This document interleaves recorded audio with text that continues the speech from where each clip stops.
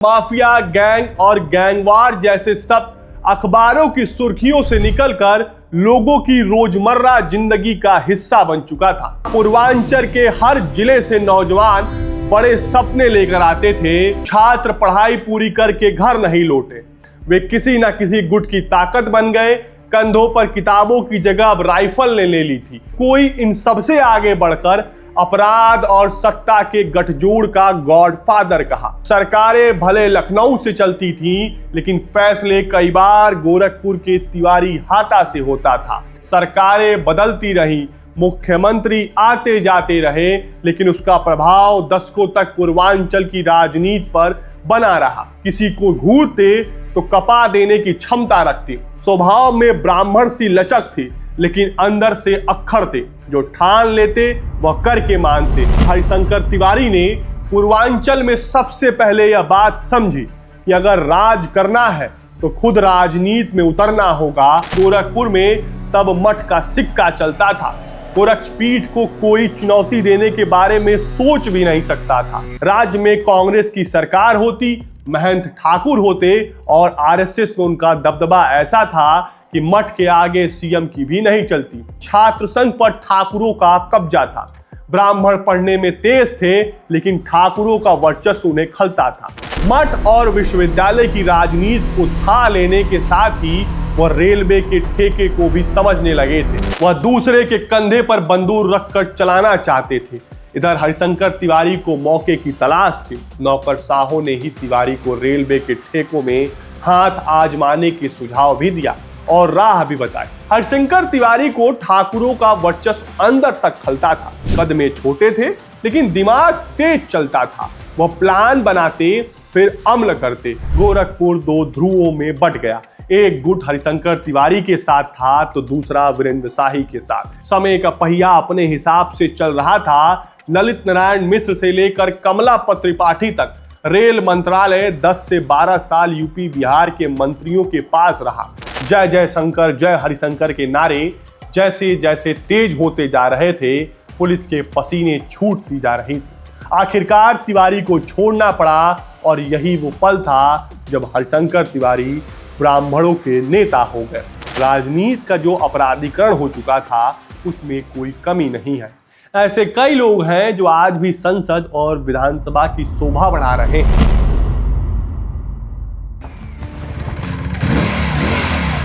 कोई अगर इंफॉर्मेशन मेरे को गलत दे तो उसमें आगे इस तरह बढ़ो। अगर इधर मान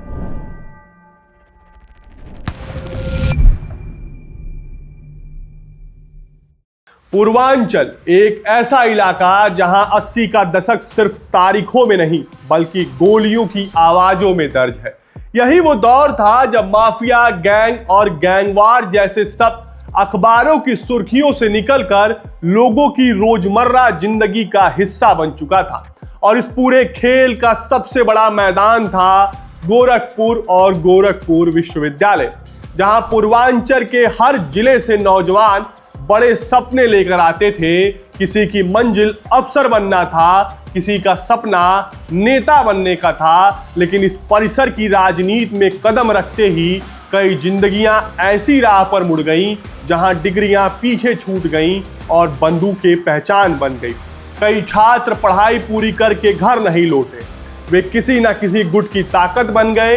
कंधों पर किताबों की जगह अब राइफल ने ले ली थी और गांव लौटने पर उनका परिचय छात्र नहीं बल्कि भैया के आदमी के रूप में होने लगा था। धीरे धीरे पूरा पूर्वांचल दो गुटों में बंटता चला गया और राजनीति, जातीय वर्चस्व, ठेकेदारी और अपराध एक दूसरे में ऐसे घुल गए कि उन्हें अलग करना मुश्किल हो गया।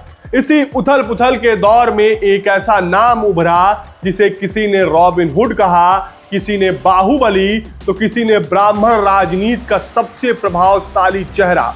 तो कोई इन सबसे आगे बढ़कर अपराध और सत्ता के गठजोड़ का गॉडफादर कहा।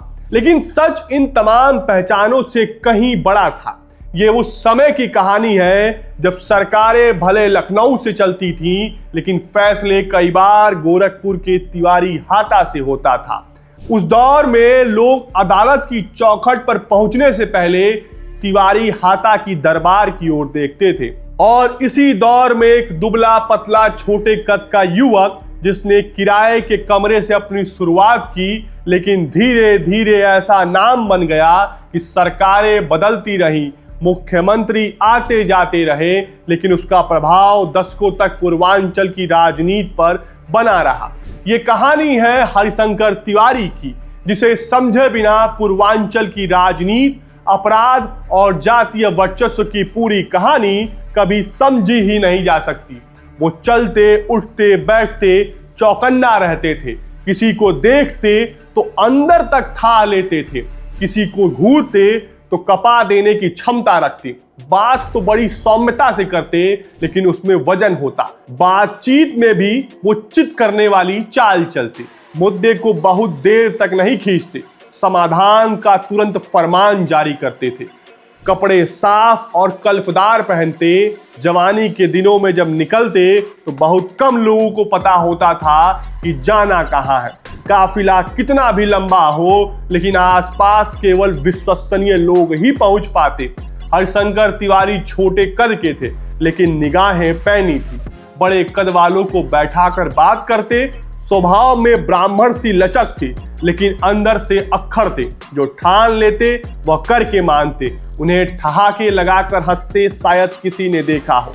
वो हल्के से मुस्कुराते, चश्मे को नीचे करके झांकती हुई आंखें पुरानी हिंदी फिल्मों में मुनीम की याद दिलाती। गोरखपुर विश्वविद्यालय से राजनीति शुरू करने वाले हरिशंकर तिवारी ने पूर्वांचल में सबसे पहले यह बात समझी कि अगर राज करना है तो खुद राजनीति में उतरना होगा।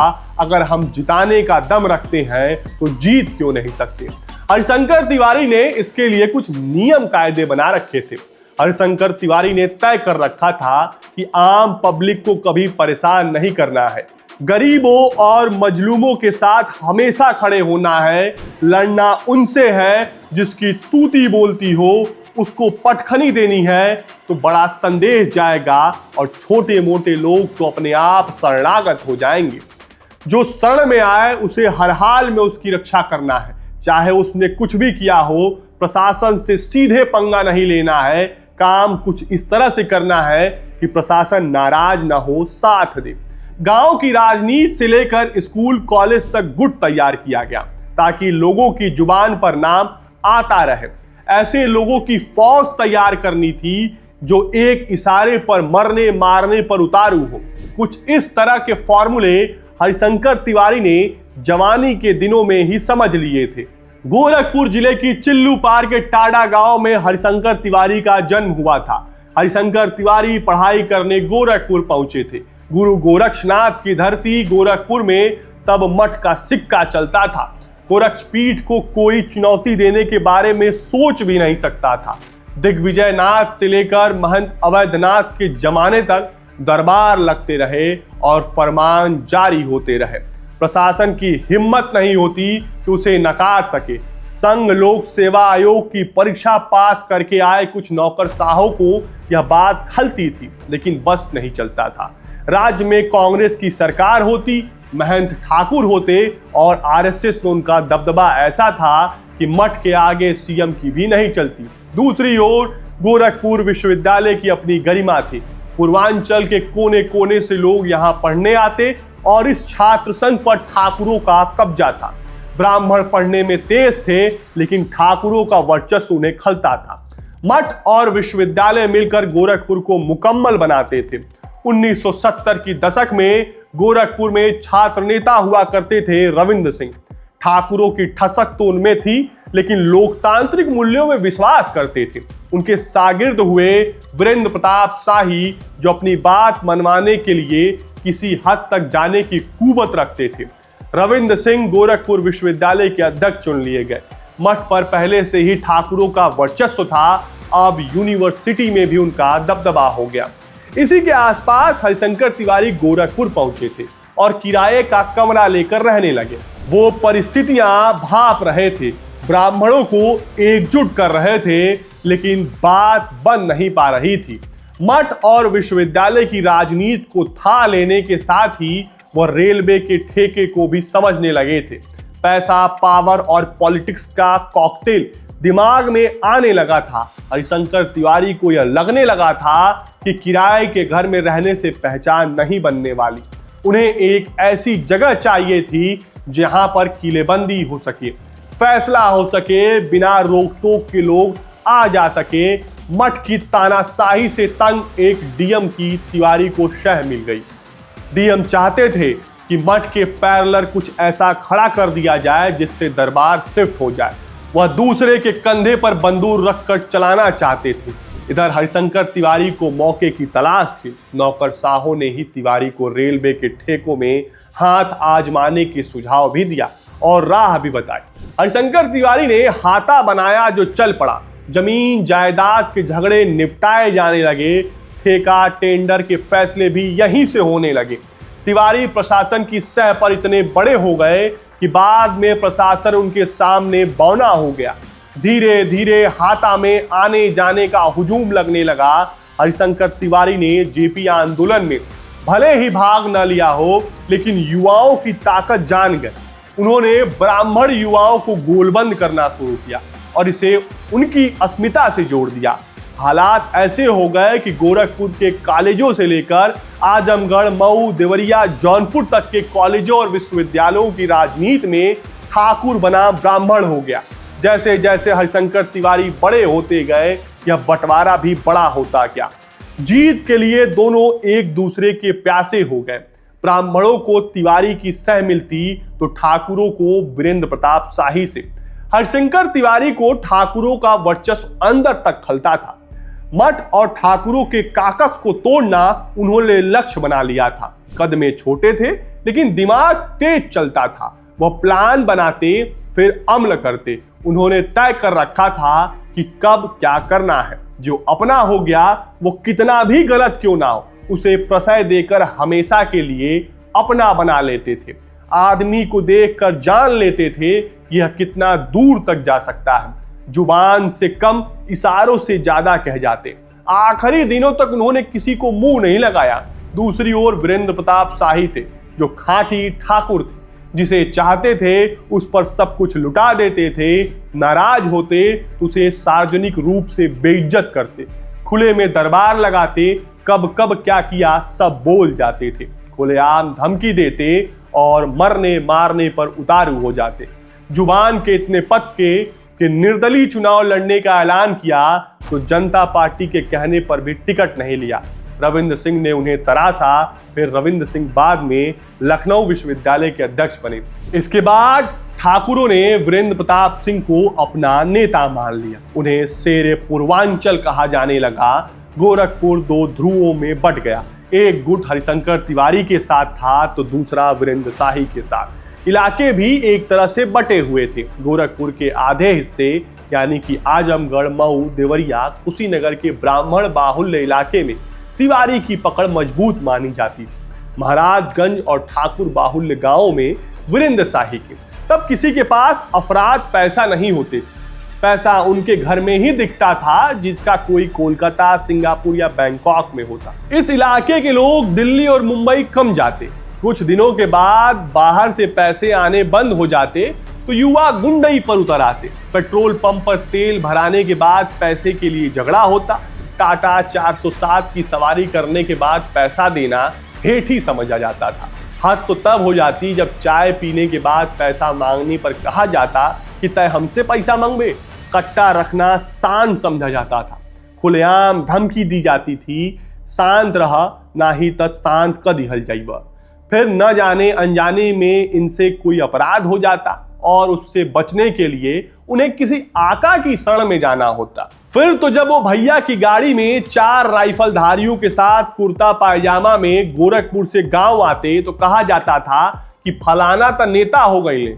LIU की रिपोर्ट में ऐसे लोगों को मनभर लिखा जाता। फिर ऐसे लोग टीवी फ्रिज की दुकानों पर कंसेशन कराते, कोटे से चीनी और तेल दिलवाते, नंबर से पहले प्रिया का स्कूटर निकलवाते। फिर न जाने कब पप्पू से भैया हो जाते, पता ही नहीं चलता। समय का पहिया अपने हिसाब से चल रहा था। ललित नारायण मिश्र से लेकर कमला त्रिपाठी तक रेल मंत्रालय 10 से 12 साल यूपी बिहार के मंत्रियों के पास रहा। ऐसे में यूपी बिहार में रेलवे का काम कुछ तेजी से चलने लगा और यहीं से शुरू हुआ खूनी खेल। ठेकों की लड़ाई सड़कों पर लड़ी जाने लगी। आए दिन गोलियों की तड़तड़ाहट से गोरखपुर गूंजने लगा। लड़ाके एक दूसरे के खून के प्यासे हो गए। हरिशंकर तिवारी तकरीबन हर बार 20 पड़ते क्योंकि किसी एक्शन में उनकी सीधी भागीदारी होती ही नहीं। कहा जाता है कि प्लानिंग और एग्जीक्यूशन अलग अलग था। गोरखपुर या आसपास के जिलों में जब भी गैंगवार होता, बीबीसी सुबह और शाम के बुलेटिन में उसे जरूर चलाता था। हालात ऐसे हो गए कि बाहर के लोग गोरखपुर आने से डरने लगे। बिहार होकर दिल्ली से कोलकाता आने जाने वाली ट्रेनें जब रात को गोरखपुर पहुंचती तो लोग खिड़की दरवाजा बंद कर लेती। रेलवे की खिड़कियों पर पूछा जाता कि उस बोगी में टिकट दीजिएगा जिसमें गोरखपुर से कोई चढ़ने उतरने वाला ना हो। हरिशंकर तिवारी ने गोल सेट कर रखा था। 1972-73 में ही उन्हें एमएलसी के चुनाव में हाथ आजमा लिया और हार हाथ आई। स्थानीय पत्रकार बताते हैं कि 1984 के लोकसभा चुनाव में महाराजगंज से हरिशंकर तिवारी और वीरेंद्र प्रताप शाही दोनों ने लोकसभा का पर्चा निर्दलीय भर दिया था और उसी दिन तिवारी को रासुका में गिरफ्तार कर लिया गया। वीरेंद्र प्रताप शाही और हरिशंकर तिवारी दोनों चुनाव हार गए थे। कांग्रेस का सांसद चुना गया। जैसे जैसे वीर बहादुर सिंह मजबूत होते गए, तिवारी पर शिकंजा कसता गया। लेकिन जेल में रहते हुए भी तिवारी ने अपने बिजनेस पर आंच नहीं आने दी। इधर उनके धुर विरोधी वीरेंद्र प्रताप शाही 1980 के उपचुनाव में ही लक्ष्मीपुर से विधायक चुन लिए गए थे। उन्होंने महाराजगंज की लक्ष्मीपुर से, जो अब नौतनवा है, उसको अपना कार्यक्षेत्र चुना। वो पदयात्रा करते, खुली जीप में घूमते। 4-5 गाड़ियों से निकलना काफिला कब सैकड़ों गाड़ियों में तब्दील हो जाता पता ही नहीं चलता। किसी गरीब के घर रुककर खाना खाने में भी उन्हें परहेज नहीं था। युवाओं की समस्याओं को ऑन द स्पॉट समाधान करने में यकीन रखते थे। उन्हें शेर पूर्वांचल का खिताब मिल चुका था। उनका चुनाव निशान था शेर। कहा जाता है कि प्रचार के आखिरी दिनों में खुली जीप में वो जिंदा शेर लेकर निकलते थे।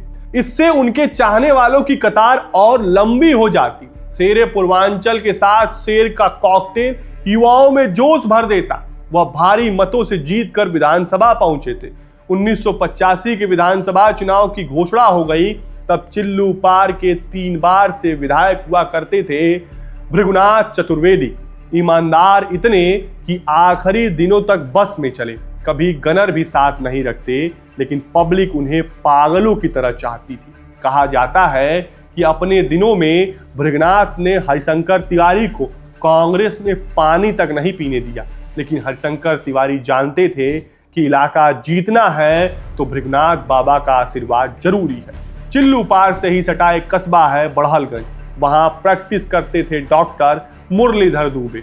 दुबे को चतुर्वेदी का राजनीतिक वारिस माना जाता था, लेकिन 1980 में दुबे की हत्या हो गई। आरोप आजमगढ़ के एक ठाकुर पर लगा। यहीं से भृगुनाथ चतुर्वेदी को एहसास हो गया कि अपनी जाति का संरक्षण करना है तो बाहुबल भी जरूरी है। हरिशंकर तिवारी उन्हें समझाने में सफल रहे कि अपनों के लिए लड़ना पड़ता है। गोरखपुर के ही एक बड़े दलित नेता थे महावीर प्रसाद, जो हाईकमान तक यह बात पहुंचा चुके थे कि तिवारी को टिकट देने से पार्टी की छवि खराब होगी। लेकिन हालात ऐसे बने कि भृगुनाथ चतुर्वेदी ने हरिशंकर तिवारी को अगला विधायक बनाने की ठान ली। उन्होंने ऐन वक्त पर कांग्रेस छोड़ दी और चौधरी चरण सिंह की पार्टी से टिकट ले लिया। हरिशंकर तिवारी ने जेल से पर्चा भर दिया। चतुर्वेदी ने उनका समर्थन कर दिया और हरिशंकर तिवारी भारी मतों से चुनाव जीतकर एक बार विधायक बनने के बाद हरिशंकर तिवारी ने कभी पीछे मुड़कर नहीं देखा। और यहीं से माना जाता है कि राजनीति अपराधियों के हाथ का खिलौना हो गई। साल 1986, जिला गोरखपुर, स्थान बड़हलगंज। कांग्रेस और ब्राह्मणों के बड़े नेता पंडित कमलापत त्रिपाठी नेशनल डिग्री कॉलेज के एक प्रोग्राम में आमंत्रित थे। आयोजक थे पंडित हरिशंकर तिवारी, जो जेल में रहते हुए निर्दलीय विधायक चुने गए थे। तब सूबे के मुख्यमंत्री थे वीर बहादुर सिंह। आयोजन खत्म हुआ तो कमलापत त्रिपाठी के काफिले को छोड़ने के लिए हरिशंकर तिवारी 3 किलोमीटर दूर दोहरी घाट तक गए, जो मऊ जिले में आता है। लौटते समय पुलिस ने गोरखपुर की सीमा में उन्हें गिरफ्तार कर लिया। हल्ला मचा कि वीर बहादुर सिंह हरिशंकर तिवारी का एनकाउंटर कराना चाहते हैं। पुलिस उन्हें लेकर गोरखपुर की तरफ निकली। खबर जंगल में आग की तरफ फैल गई। तब मोबाइल का जमाना नहीं था, लेकिन मुख्यालय तक पहुंचते पहुंचते गाड़ियों का काफिला लंबा हो गया। तकरीबन 5000 लोगों ने थाना घेर लिया। उधर कमलापत त्रिपाठी बनारस पहुंचे। उन्हें पता चला कि हरिशंकर तिवारी को गिरफ्तार कर लिया गया है। उन्होंने मुख्यमंत्री से बात की। उधर पब्लिक मरने मारने पर उतारू थी। जय जय शंकर, जय हरिशंकर के नारे जैसे जैसे तेज होते जा रहे थे, पुलिस के पसीने छूटती जा रही थी। आखिरकार तिवारी को छोड़ना पड़ा और यही वो पल था जब हरिशंकर तिवारी ब्राह्मणों के नेता हो गए। हरिशंकर तिवारी कल्याण सिंह, मायावती और मुलायम सिंह सरकार में मंत्री रहे। उन्होंने किसी दल से कभी परहेज नहीं किया। उन पर एक भी मुकदमा साबित नहीं हो पाया। अस्थायित्व मिलने के बाद वह नेता और बिजनेसमैन बने। वह अलग अलग दलों से 6 बार विधायक चुने गए और बाद में अपने ही एक शिष्य और स्थानीय पत्रकार शमशान बाबा के नाम से मशहूर राजेश त्रिपाठी से चुनाव हार गए। अब उनकी राजनीतिक विरासत उनके बेटे संभाल रहे हैं। हरिशंकर तिवारी के बड़े बेटे कुशल तिवारी 2 बार संत कबीर नगर से सांसद रहे हैं, तो छोटे बेटे विनय शंकर तिवारी चिल्लूपार विधानसभा से बीएसपी के टिकट पर विधायक रहे हैं। उनके भांजे गणेश शंकर बीएसपी सरकार के समय विधान परिषद के सभापति रहे। बाद में तीनों को अनुशासनहीनता के आरोप में बहुजन समाज पार्टी ने बाहर कर दिया और इन्होंने समाजवादी पार्टी का दामन थाम लिया। बीजेपी के राजेश त्रिपाठी ने फिर एक बार चुनौती दी और सपा से उतरे विनय शंकर को हरा दिया। कहा जाता है कि 1990 तक गोरखपुर और आसपास के इलाकों में गैंगवार में इतनी लाशें गिर चुकी थीं कि लोगों ने गिनती करनी छोड़ दी। 1991 में कल्याण सिंह मुख्यमंत्री बने, जिन्होंने वह जमाना देखा है। उन्हें योगी सरकार की एनकाउंटर पॉलिसी कल्याण सिंह की पॉलिसी का विस्तार लगती है। यूपी में पहली बार ऐसा हुआ जिसने पुलिस को खुली छूट दे दी। कल्याण सिंह ने हर जिले के बड़े बदमाशों की लिस्ट बनवाई और एनकाउंटर होने लगे। तिवारी और शाही के गुर्गों को भी नुकसान उठाना पड़ा। तिवारी को तकरीबन अस्थायित्व तो मिल चुका था और वीरेंद्र प्रताप शाही के हाथ से बाजी निकल चुकी थी। उन्होंने अपराध से तौबा कर लिया और कुछ दिनों के बाद उन्होंने ऐलान कर दिया कि अब हथियार लेकर भी नहीं चलेंगे। इधर 90 के दशक में एक नए लड़के का उदय हुआ। नाम था श्री प्रकाश शुक्ला। चिल्लूपार विधानसभा का एक गांव है मामखोर, जहां वो पैदा हुआ था। शरीर से मजबूत था तो परिवार ने पहलवानी में भेज दिया। जिसके पैर में जान होती है वो टिक सकता है, जिसकी भुजाओं में दम होता है वही बाजी पलट सकता है। शुक्ला ने अखाड़ों से यही ककहरा सीखा था। उसकी बहन से एक लड़के ने छेड़खानी कर दी। तमतमाए श्री प्रकाश शुक्ला ने उसका मर्डर कर दिया। जब तक पुलिस उसकी तलाश करती वो बैंकॉक निकल गया। तरुणाई का समय था, वहां उसने पैसे और पावर का जलवा देखा, कुछ हकीकत में, कुछ फिल्मों में। कई साल बाद जब वो वापस लौटा तो उसके इरादे स्पष्ट थे, नीयत साफ कि अब उसे सिर्फ और सिर्फ डॉन बनना है। संयोग से बिहार के सूरजभान सिंह श्री प्रकाश के आका हो गए। श्री प्रकाश शुक्ला ने पहले छुटभइयों को निशाने पर लिया, कई लोगों को खुद मारा। घोषणा कर दी कि रेलवे के ठेके पट्टे उसके सिवा कोई नहीं लेगा, चाहे कोई कितना भी बड़ा हो, रंगदारी देनी होगी। उस इलाके में नई उम्र के बेअंदाज लोगों पर तंज कसा जाता था कि 4 दिन का लौंडा हो। श्री प्रकाश शुक्ला ने तय कर लिया कि जब तक इन बूढ़े बरगदों को नहीं मारेगा उसे कोई गंभीरता से नहीं लेगा। उसने वीरेंद्र प्रताप शाही और हरिशंकर तिवारी को सीधे धमकी दे दी। हरिशंकर तिवारी तक साफ संदेश पहुंचा दिया कि चिल्लूपार से वह चुनाव लड़ेगा। शाही तब तक लापरवाह हो गए थे। ठाकुरों की ठसक में वह न डरे और न अपनी दिनचर्या बदली। 1997 में श्री प्रकाश शुक्ला ने लखनऊ में उन्हें दिन दहाड़े गोलियों से भून दिया। तब न उनके साथ कोई हथियार था और न कोई साथी। कहा जाता है कि श्री प्रकाश शुक्ला का अगला निशाना हरिशंकर तिवारी थे, लेकिन तिवारी भूमिगत हो गए। इलाके के बुजुर्ग बताते हैं कि उन्होंने श्री प्रकाश शुक्ला के मामा को साथ ले लिया। अगर कहीं गाड़ी से उतरता तो पहले शुक्ला के मामा उतरते, फिर हरिशंकर तिवारी।